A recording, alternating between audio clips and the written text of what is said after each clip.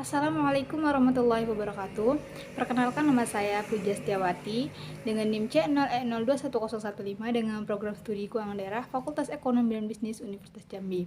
Baiklah, di sini saya akan membahas tentang materi pembukuan, pencatatan, pemeriksaan, penyidikan, dan sanksi pajak dalam mata kuliah perpajakan.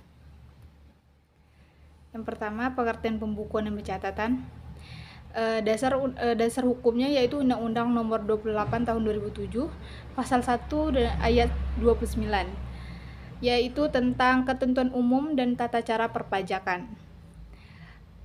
Pengertian pembukuan merupakan proses dalam pencatatan yang dilakukan secara rutin atau bisa disebut secara teratur. Gunanya adalah untuk mengumpulkan data dan informasi keuangan yang meliputi antara lain harta, kewajiban, modal, penghasilan, biaya, dan serta jumlah harga yang diperoleh, yang ditutup dengan penyusunan laporan keuangan yang berupa neraca dan laporan rugi pada setiap tahun pajak berakhir.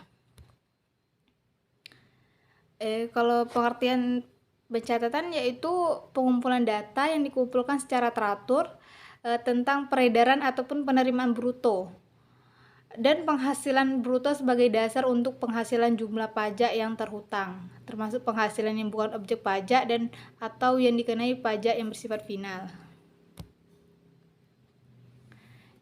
Kewajiban dalam pembukuan atau pencatatan yaitu yang pertama harus diselenggarakan dengan memperhatikan etikat baik dan mencerminkan keadaan atau kegiatan usaha yang sebenarnya. Yang kedua, diselenggarakan di Indonesia menggunakan huruf Latin, angka Arab, atau satuan uang rupiah serta disusun dengan bahasa Indonesia.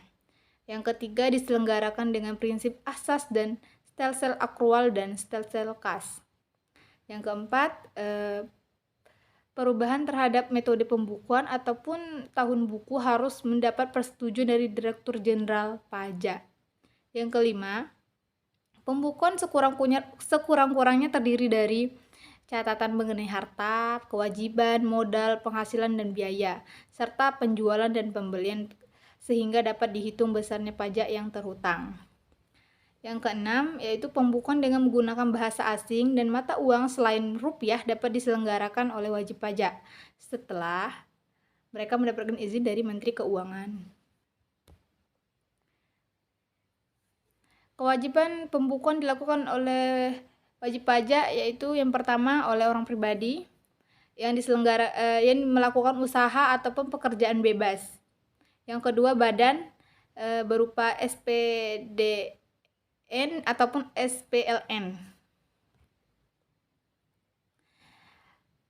Selanjutnya, pemeriksaan pajak. Pemeriksaan adalah rangkaian kegiatan menghimpun dan mengelola data, keterangan, dan ataupun bukti yang dilaksanakan secara objektif dan profesional berdasarkan suatu standar pemeriksaan. Harus sesuai standar pemeriksaan ya. Yang selanjutnya, tujuan pemeriksaan pajak yang pertama, menguji kebutuhan wajib pajak. Yang kedua itu dalam rangka memenuhi kebutuhan atau ketentuan melaksanakan peraturan perundang-undangan pajak yang berlaku. Yang ketiga, penyidikan pajak. Penyidikan pajak yaitu rangkaian tindakan penyidik untuk mencari serta mengumpulkan bukti yang diperlukan sehingga dapat membuat keterangan tentang tindak pidana perpajakan yang terjadi dan menemukan tersangka serta mengetahui besarnya pajak terhutang yang diduga digelapkan. Adapun wewenang penyidikan yaitu orang yang berwenang untuk menyidik ialah pegawai di lingkungan Dirjen Pajak yang diangkat oleh Menteri Keuangan untuk melakukan penyidikan tindak pidana perpajakan dengan mengacu pada Undang-Undang Pasal 44 Ayat 2 dan Undang-Undang KUP terhadap 11 wewenang penyidik dalam menjalankan tugasnya.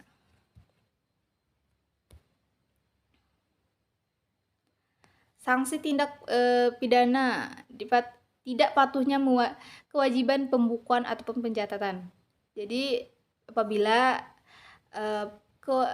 wajib pembukuan ataupun pencatatan tidak melakukan pencatatan ataupun pembukuan memiliki sanksi. Yang pertama tuh pajak terhutang yang ditetapkan oleh Surat Ketetapan Pajak SKP akan dinaikkan menjadi 100%, khususnya untuk PPh 29 akan dinaikkan menjadi 50%. Yang kedua, jika WP pribadi ataupun badan tidak mengadakan pembukuan dan tidak memperlihatkan dokumen lainnya, maka akan mendapat pidana selama 3 tahun dan denda sampai 4 kali jumlah pajak yang tidak dibayar. Baiklah, itulah materi yang dapat saya sampaikan, kurang lebihnya mohon maaf. Saya akhiri, wassalamualaikum warahmatullahi wabarakatuh.